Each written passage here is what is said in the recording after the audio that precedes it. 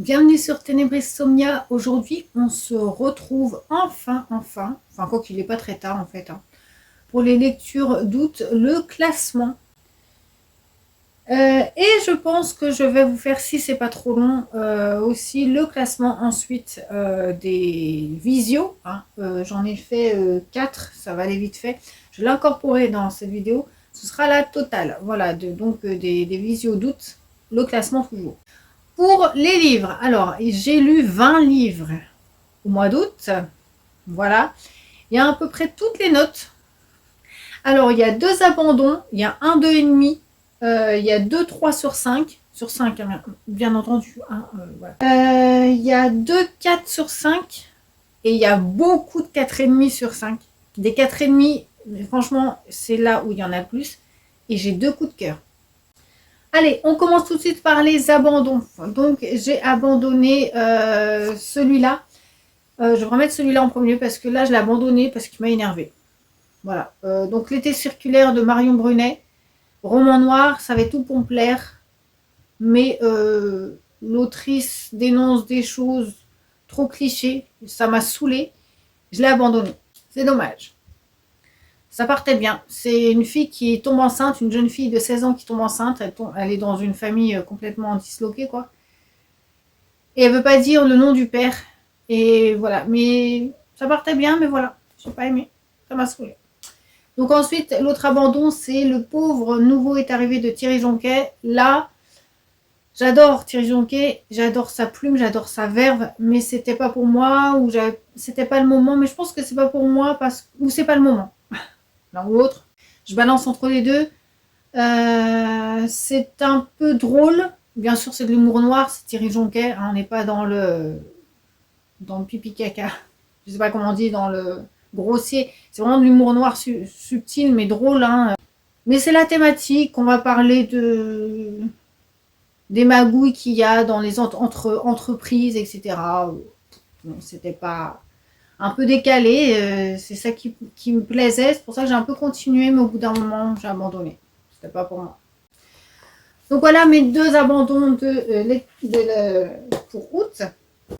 On se passe au 2,5 sur 5, donc la moyenne, le seul, c'est Le Grand Dieu Pan d'Arthur Machen, littérature fantastique.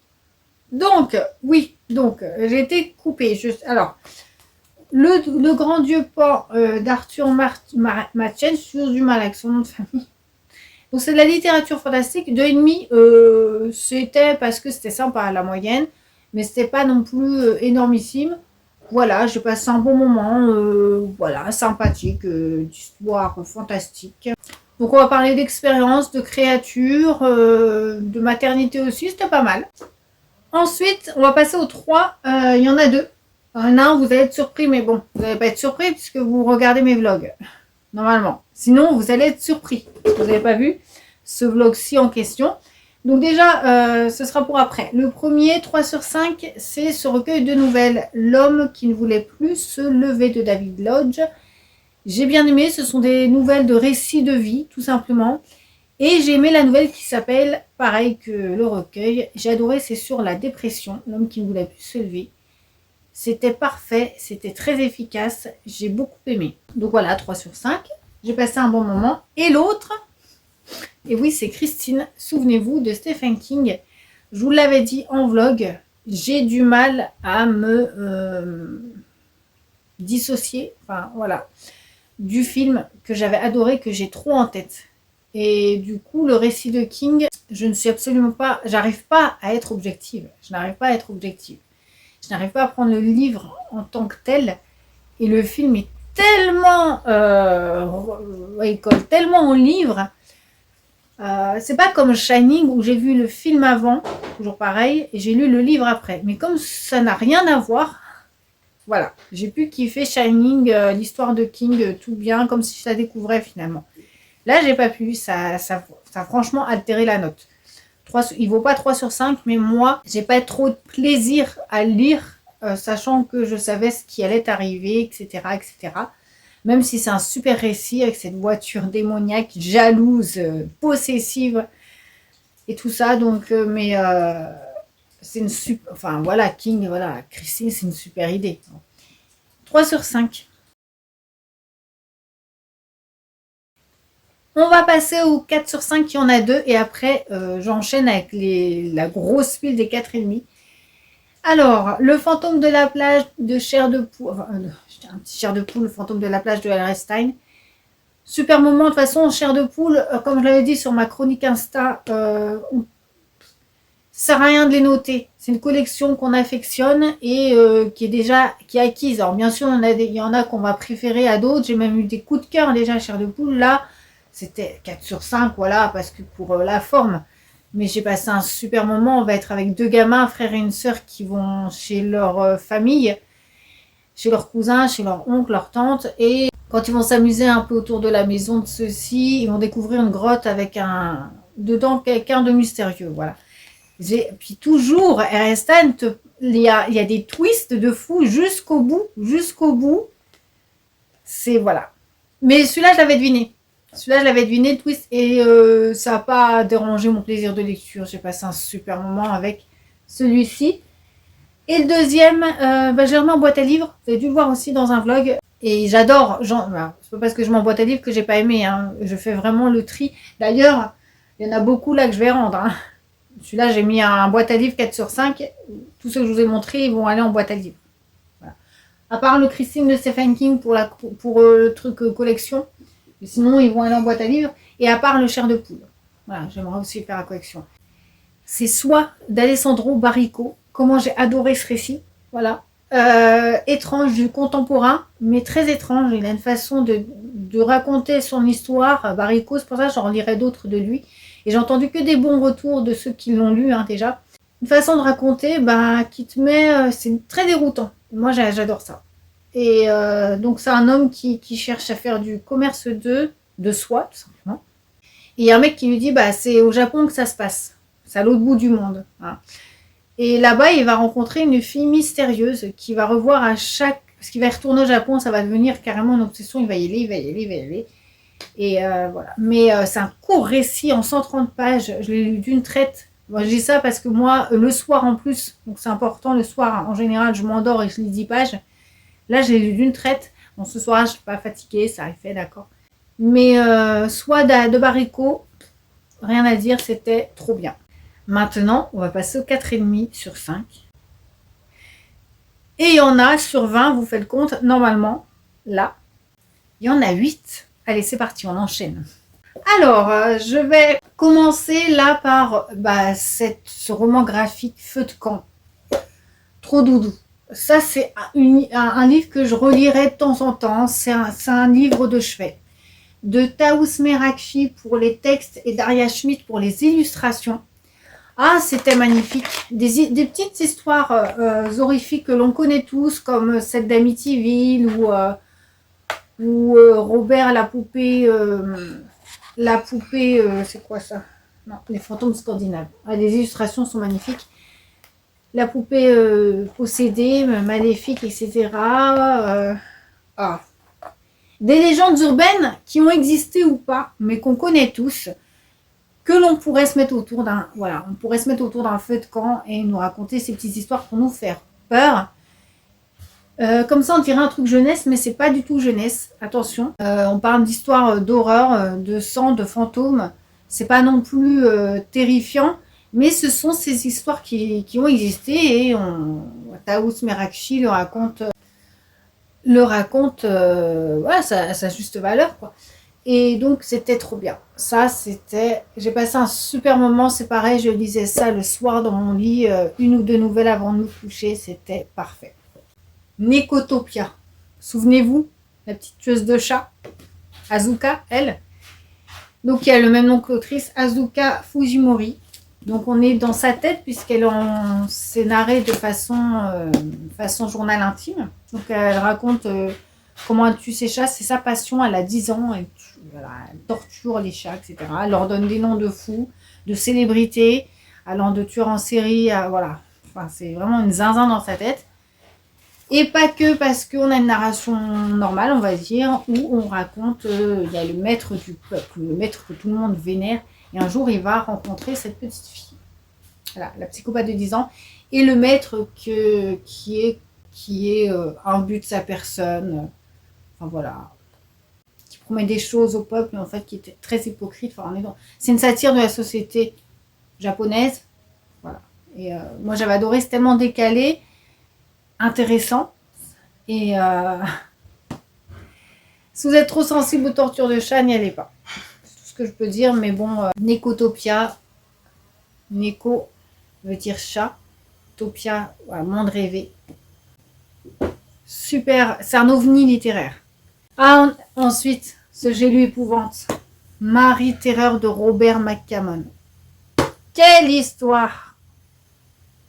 Quelle histoire, mon Dieu! Là, c'est Marie Terreur qui est en recherche de bébé. Elle veut un bébé, mais pas le sien. Elle veut un bébé, mais pas le sien. Et donc, en parallèle, on suit Laura qui vient d'accoucher. Voilà, vous faites le lien. L'histoire n'est pas originale, mais alors... Enfin, pas originale, elle est terrifiante quand même. Hein, vol de bébé, torture sur bébé. Attention, hein, attention. On n'est pas dans un truc fantastique. On est vraiment dans un truc avec une psychopathe. Marie Terreur porte super bien son nom. Elle m'a terrifiée. Elle m'a terrifiée. Vraiment. J'étais terrifiée par cette Marie. À chaque chapitre qui commence avec elle, je fais oh là là. Et c'est une folle. Et c'est super. Il est gros, mais on ne voit pas le temps passer. C'est un truc de fou. Il y a de l'action. Il y a voilà, puis on est avec une psychopathe, une zinzin. J'ai adoré. Ensuite, il y a eu La Nuit des Reines d'Alex Bell. J'ai adoré ce roman de fantaisie fantastique. J'ai adoré le monde de ce livre. J'ai adoré les personnages. Ça se lit super bien. On va rencontrer des... Là, franchement, Alex Bell, j'en redirais d'autres. C'est elle ou lui, je sais même pas. J'en lirai d'autres de cet auteur. J'ai adoré le monde que l'auteur a inventé. Je crois que c'est une fille, hein, je suis pas sûre. Je disais tout le temps elle, je crois qu'en vlog je disais elle, je sais pas pourquoi. Et mon Dieu que c'était... Enfin, les créatures qu'il y a dedans, le monde qu'elle invente. Pendant un moment, ouais, j'ai aimé ce passage.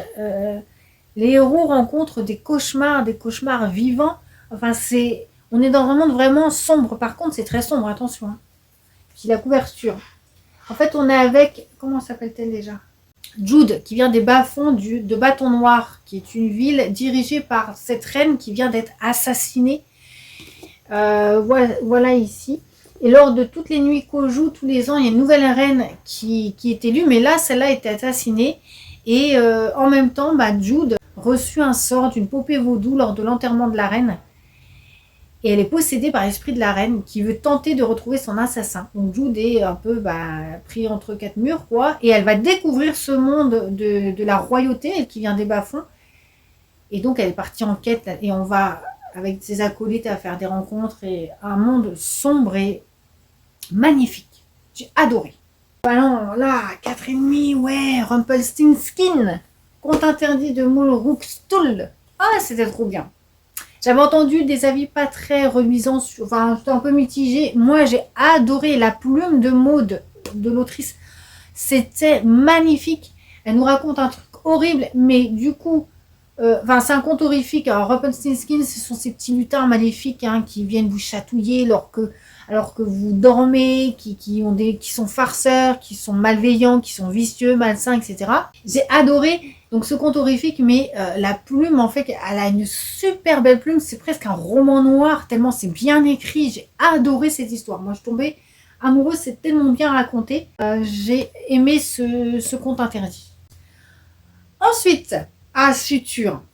Suture de Junji Ito, enfin illustré par Junji Ito, et ce sont des histoires racontées, des nouvelles par Kiara. Hirokatsu Kiara. Ah là là, Suture. Alors déjà, le livre est juste magnifique.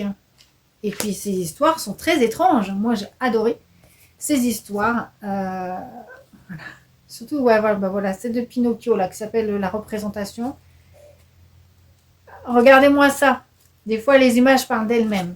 Donc voilà, Suture, moi, j'ai adoré celui-là. C'est un des derniers Junji Ito, on va dire, sortis. Allez-y. Allez-y, allez-y. Et on va passer aux deux services presse qui ont 4,5. Donc, j'ai lu Urbex Mortem, souvenez-vous de Devi Artero, Vibe Hostel. On est vraiment dans un récit horrifique. Gore, attention, warning, trigger, warning. Là, franchement, je l'aimais. C'est, il y a des scènes de torture. Si vous aimez ça, vous allez vous régaler. Si vous aimez pas ça, vous allez vomitose. C'est pas la peine. J'ai adoré donc cette expédition d'un groupe de jeunes qui vont, suite à une annonce sur le Darknet, visiter une clinique abandonnée. Et voilà, il va se passer des choses de fou. Et la fin, voilà, je me répète, mais bon, je peux pas ne pas parler de la fin parce que c'est ce qui m'a plu au-delà du récit d'horreur que j'aimais. Ça a venu rajouter, voilà, la fin, le message, le dénouement, etc. Donc j'ai adoré ce livre, j'ai passé un super kiff. Il est pas long, j'ai passé un trop beau kiff. Voilà, c'était un temps de ma vie, une période de ma vie où j'ai passé un pur moment de détente, j'allais dire, mais bon, ça dépend pour qui, forcément. Urbex Mortem de David Artero, je vous le recommande. Et puis, celui-là, j'hésitais entre 4,5. D'ailleurs, j'ai fait ma chronique Insta il n'y a pas longtemps, j'ai dit coup de cœur. Parce que, ouais, 4,5, 5 sur 5, voilà, on n'est plus à ça près. C'est Bienvenue à Sturkeyville. Là, j'en ai parlé récemment, ça va être redondant, donc je vais passer vite fait. De Bob Lehman, donc des éditions Scylla qui m'ont envoyé, mais vous imaginez pas comment de découvrir des textes pareils. On est encore dans un recueil de nouvelles.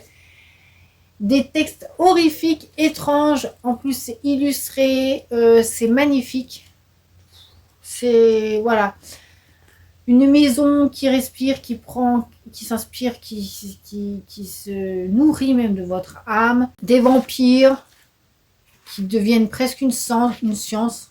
L'origine des vampires, je sais plus où on l'a vu un petit peu. Loob, un gars un peu en retrait de tout le monde, que tout le monde exclut, et en fait il va être très important dans l'histoire de l'humanité. Et il y a une écriture, une qualité d'écriture, je vais pas revenir dessus. Sturkeyville, tout ça, ça se passe là-bas. C'est très étrange. Qu'est-ce qui se passe? Et j'ai beaucoup aimé. C'est divertissant. Parce que moi, j'aime cette littérature fantastique, étrange. Et c'est qualitatif. Voilà. T'as les deux, en fait. T'as les deux. On va passer maintenant au coup de cœur. Il y en a deux. Ah là là là là. Alors, deux différents. Déjà, souvenez-vous, celui-là. Hein, une romance, s'il vous plaît, en coup de cœur. Ça m'est déjà arrivé, hein. Mais alors là, je ne m'attendais pas à ce dénouement d'une romance sympa. C'est passé à un coup de cœur.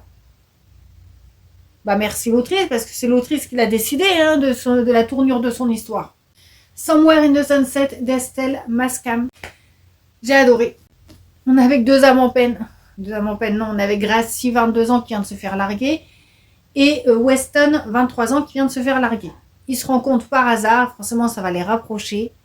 Va s'instaurer entre eux une histoire d'amitié, amour, amant, avec leurs problèmes à côté. Et boum, là, t'as la fin, que je vous dis, là, cet événement qui arrive, qui a fait que ça a tout balayé, c'est venu un coup de cœur, ça a surélevé, leur relation a pris une autre tournure, enfin ça c'est dans ma tête. Et du coup, cet événement à changer les choses.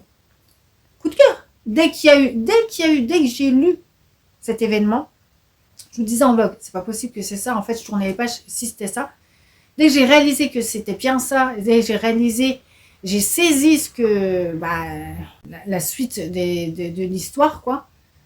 Dès que cet événement est arrivé, j'avais changé. Coup de cœur. Voilà. Et ça, je vous le recommande. Et puis en plus, il est magnifique. Je suis trop contente. Je suis trop contente, satisfaite en fait. Je suis trop fière d'avoir acheté ce livre. Il m'avait appelé, je le connaissais pas. Il m'avait appelé dans les rayons. Je l'ai pris. Vous voyez, il n'y a pas de hasard en fait. Et voilà, celui-là, souvenez-vous, je les ai encore dans mon cœur. Faut que je lise la suite. Faut que j'achète la suite. Je vais l'acheter là au mois de septembre, octobre. D'ailleurs, je ne l'ai pas mis dans ma patte du Pupkin. J'ai complètement oublié dans ma tête que j'allais acheter ce livre et c'est pour sûr que j'aurais pu laisser une catégorie pour lui. Je l'ai incorporé dans le Pupkin. Fujis cette suite de Lords of Darkness d'Amanda Richardson.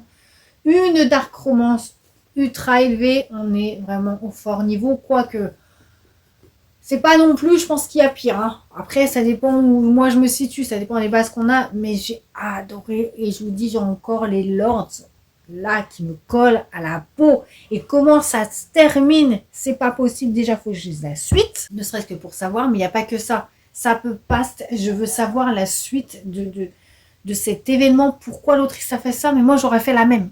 J'aurais fait la même. Elle a osé y aller, quoi. Enfin, là où, et c'est ça, ça a été un coup de cœur. Ça aurait été un 4,5 sinon, mais là c'est un coup de cœur parce qu'elle a osé faire cette fin-là, et les lords, du coup, sont imprégnés là. Ils sont acquis. J'ai adoré. Donc les Lords of Darkness, c'est quoi? C'est une organisation secrète de tueurs qui dure depuis des générations et des générations. Mais il ne faut pas entre eux se trahir. Il y en a un qui les a trahis, du coup, ils l'ont zigouillé. Et du coup, ils cherchent un 5e membre. Ils ne peuvent pas rester à 4, ils sont toujours 5. Mais celui-ci avait une fille, donc les Lords, bah, qu'est-ce qu'ils ont fait? Ils ont été la recruter. Consentement ou pas, on s'en fout. Ils ont dit, tu viens avec nous. Elle n'a pas compris. Arlo arrive, voilà, est recrutée de force par les Lords. Elle a 18 ans, elle est magnifique. Eux aussi sont tous beaux comme des dieux. Chacun est brun, l'autre blond, enfin, il y en a pour tous les goûts. Bon, bah, c'est de la dark romance. Il y a des smuts, des scènes de smut absolument exquises. Je le dis, franchement, c'est très délirant à lire, quoi. C'est très jouissif à lire. C'est, pour une dark romance, tout y est. La relation, alors on est dans un harem inversé, et donc une fille, plusieurs garçons. Leur relation entre eux, j'ai adoré. Mon lord préféré, c'est Alaric. C'est pas celui qui a le prénom le plus facile à retenir. Je pense que c'est Alaric. Et cette fin, encore une fois, il faut que je lise la suite, qui est Lady of Darkness. Donc ça, c'est vraiment ma lecture chouchou, chouchou du mois d'août. Voilà, on l'a fait. Les 20 livres sont passés. Ils sont passés. Dites-moi, voilà, s'il y a des livres qui vous tentent parmi ceux-là. Franchement, j'ai un super mois d'août de lecture. Là, ne serait-ce que les derniers, là, le gros paquet des derniers, les coups de cœur, j'en parle même pas, parce que c'était vraiment une surprise, surtout pour la romance. Et la dark romance, les lords de touche, ils sont là, c'est bien. Ils ont un pouvoir, c'est non, je comprends pas.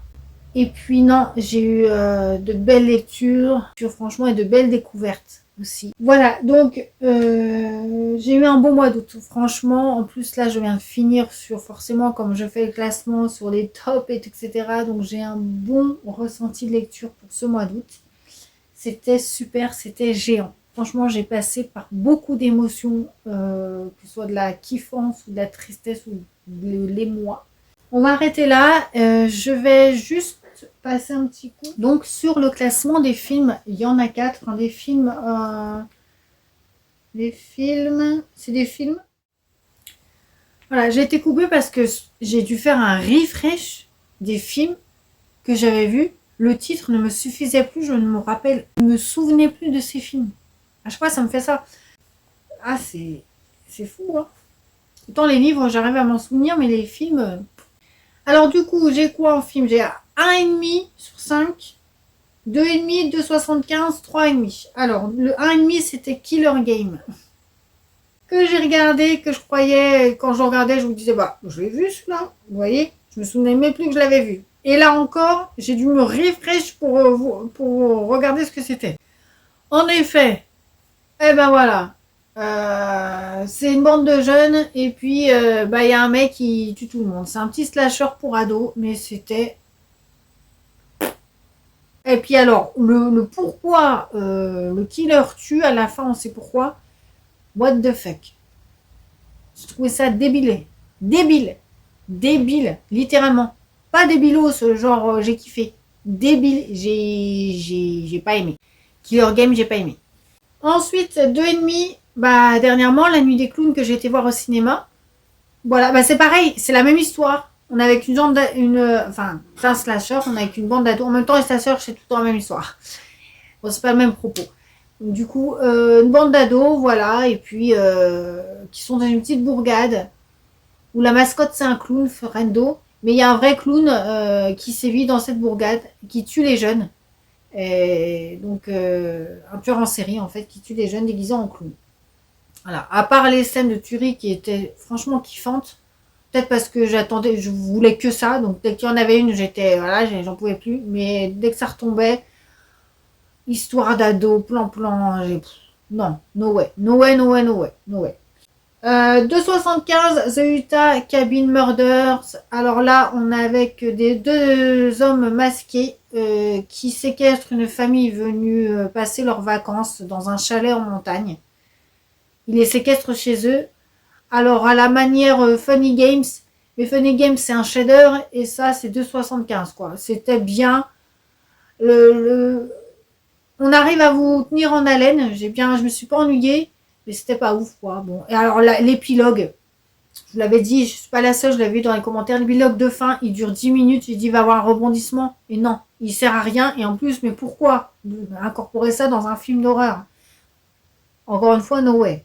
Et Baby Cam, le quatrième visio que j'ai regardé au mois d'août. Baby Cam, 3,5 sur 5 avec Mary J. Blige, s'il vous plaît, en flic. Ah, c'était trop bien. C'est un policier fantastique. Horrifique, c'était bien fait. On est du coup, donc on est du côté de la police. On suit donc Mary J. Blige qui est son acolyte, un jeune recrue, qui vont enquêter. Il se passe des choses bizarres et très bizarres. Il y a eu une disparition de leur collègue, qui a une disparition franchement très étrange, qui a été propulsée comme ça, un truc pas humain. Et c'est bien fait. Franchement, c'est bien fait, c'est bien filmé. On s'ennuie pas. Mary J. Blige tient bien son rôle, franchement. Donc celui-là, le seul que je vous recommande, ce serait celui-là. Baby Cam, qui s'appelle sur Netflix Police Officer Camera. Donc dans la catégorie horreur. Voilà, là j'ai le synopsis devant les yeux. Dans ce thriller d'horreur, 2 flics enquêtent sur des morts suspectes dans leur rang. Des images de caméras piétons laissent penser que le tueur n'est peut-être pas humain. Oui, ils ont aussi une caméra individuelle lorsqu'ils font des interventions, les flics. Donc, ce qui permet de filmer voilà, en caméra piéton, ça donne une ambiance sympa pour un film d'horreur. J'ai bien aimé. Celui-là, je vous le recommande. Allez, aujourd'hui, pas de blabla, rien. On va s'arrêter là. C'était consacré au classement des lectures et des films d'août. Donc, voilà. Sur ce, je vous dis à demain. Bah oui. Non. Hein? Oui, non. Je sais plus. Je vous ai présenté que 17 livres. Vous auriez pas pu me le dire. Vous auriez pas pu me dire qu'il en manquait 3. J'ai oublié de vous parler de 3 livres dans le classement. Les 3,5 sur 5. Mais j'ai la tête, je sais pas où. Donc voilà. Je suis une catastrophe. 3 livres ici, 3 sur 5. Bah, je vais vous le dire maintenant. Hein, même si voilà, le classement est complètement... C'est pas grave. Du coup, 3,5 pour les lectures d'août. Il y avait Histoire d'eau de Pauline Réage. Donc celui-là, je le garde parce que 3,5, c'est une bonne note déjà. Et c'est un classique de la littérature érotique. J'ai beaucoup aimé être dans la peau de O, cette jeune fille qui est forcée. Donc, vous êtes toujours là, ma tablette est tombée. Je recommence. Donc, cette fille qui est forcée de se marier et qui va subir des trucs pas... Voilà, on est dans un truc SM, hein, on va pas tourner autour du pot. Mais j'ai aimé ces questionnements, etc. Et le récit... Alors bien sûr, c'est pas un enchaînement c'est de la littérature érotique, certes, on est vraiment dedans, mais il y a quand même une profondeur et un message qu'a voulu faire passer l'autrice à l'époque, dans les années 50, s'il vous plaît. Donc ce livre, forcément, il a été interdit et controversé, je comprends pourquoi. Et voilà, moi j'ai adoré ce livre parce que finalement, où est les dominants, la soumission, le dominé... Ah ouais, vous avez compris. Ça pose plein de questions comme ça. Et puis j'ai bien aimé. Puis c'est un classique. Voilà, je suis contente de l'avoir lu. Ensuite, oui, La volupté du sang de Nancy A. Collins. Vous vous souvenez, J'ai lu Épouvante. Ça aussi, on parle de vampires féminines en plus. C'est trop bien. C'était trop kiffant. Ça se passe dans les années 80. Je le dis parce qu'on le ressent. Rien que le titre, Sunglasses After Dark. Bon, là, ça fait référence aux vampires. Sunglasses, les lunettes de soleil après minuit, quoi, dans la nuit. Mais on est vraiment dans l'ambiance, la ville des années 80, etc., où ça bouge, etc. Et il y a cette vampire vengeresse, voilà, qui va se venger. J'ai passé un super moment. Et puis, 3,5 sur 5, super surprise aussi, La berceuse de sang de Michel Lacombe, un thriller. Un gars, un jour, et il y a des flics qui viennent chez lui. Voilà, ils viennent chez lui, ils l'accusent de meurtre. Oui, de meurtre. Il ne sait pas pourquoi. Donc, c'est un thriller, mais franchement, je catégoriserais de contemporain noir. Parce que l'auteur a une plume très... Voilà, il va droit au but. C'est très plaisant à lire. On n'est pas dans des rebondissements, vous savez, les thrillers rocambolesques. Là, non, c'est vraiment un récit de vie. J'ai trouvé bien raconté. Et puis voilà. Et puis, bon, ça dénonce des choses aussi, je ne vais pas dire, puisque c'est le plot twist. J'ai passé un bon moment avec ce livre, une bonne surprise aussi. Voilà. Forcément, il fallait que je fasse une gaffe. Et forcément, il fallait que ça arrive dans le classement. Que là, je vous ai dit classement. Des trucs hors contexte, ce n'est plus un classement. Voilà. J'espère que dans le montage, je mettrai, parce que dans le montage, tout à l'heure, vous verrez, vous avez dû voir les notes qui passent de 3 à 4. Alors que j'avais dit qu'il y avait des 3,5. Mais où ils sont-ils? Ils sont là. Ils sont là. Sur ce, je vous dis vraiment là pour le coup, j'espère. À demain.